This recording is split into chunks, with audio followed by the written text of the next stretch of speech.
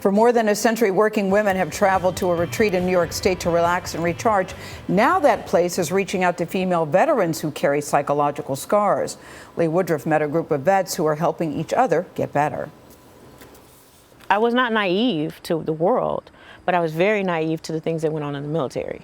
Bridgette McCoy was just 18 years old when she signed up to serve her country in the first Gulf War. But just that you're a woman, that your service is not so much to the military, but to the men. I was not prepared for that at all. While stationed in Germany in 1988 to 91, Bridgette claims she was sexually assaulted by a non-commanding officer. I had to work with him the next day. I was in country in Germany. I didn't know anybody or anything, so I just went back to work. Like many of the women here, Bridgette suffers from MST, military sexual trauma.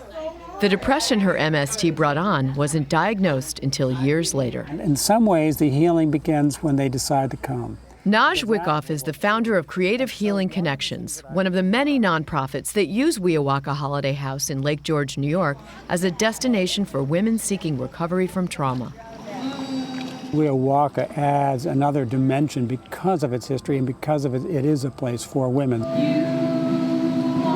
During their time here, women veterans gather for talk therapy, healing massage, and arts programming. This is Bridgette's second visit. It just seems like the atmosphere was set for us. It just, like someone said, okay, there are going to be these women veterans, they're going to come. We have to have everything right for them. And I don't want to cry, but that's what it feels like. It just feels like they said we have to have everything right for them. And we come here and that's what it feels like it feels right as rain. That's exactly what Wiawaka's founders had in mind. This 60-acre lakefront property was deeded to social activist Mary Fuller in 1905 to serve as a place of respite for women working in New York's garment factories. The secluded camp on Lake George became a place of rest, of discovery, a place where the world became new again. To come up to the Adirondacks with clean air, clean water, to recreate and take leisure was something that the lower classes did not do at that time in history. This was 1956. So these are my mother's older sisters. That's incredible. Who, went to work and helped support the family. Christine Rem spent 30 years in the military. She is descended from garment factory workers who also sought refuge at Wiawaka. Oh, Wiawaka. Oh, yeah, they used to talk about Wiawaka. It really meant a lot to me. Not only was it the Women's Veteran Retreat, but Wiawaka meant a lot to me. There's not really very many places you can go and sit with other women veterans who you don't have to explain yourself. A connection no matter when and where they served. Do you feel and sense the generations of other women who have come before you here? I think that's it as well.